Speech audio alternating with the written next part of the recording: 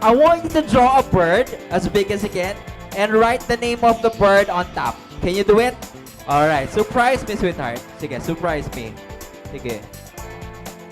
Yan, sige. Is it a bird? Sige, lakihan mo ha. Oh yeah, very good. Yan. Bird ba? What's the name? Did you write the name?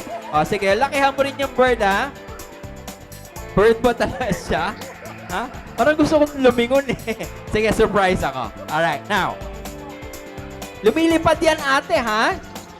Ha? Can I have the pen? Alright, sige. I'll check your drawing. Alright, I'll check your drawing. Sige. What's the name of your bird? Huh? Alright. Everybody, here's the bird. Nikki, correct? Nikki.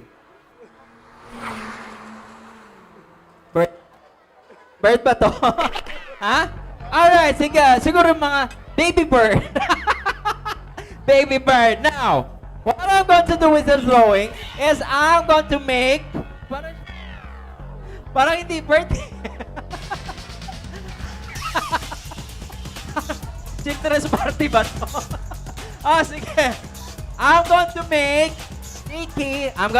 Nikki a real bird. Alright? First, I'm gonna close the bird. I'm gonna close the book like this.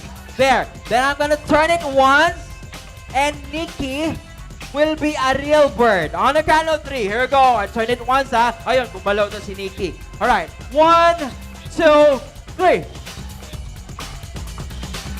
Hoy, Nikki, lumipad ka. Alright, maybe I should turn it 3 times. Alright, 1, 2, and 3. Here, ayan. I'm sure Nikki is a real bird na.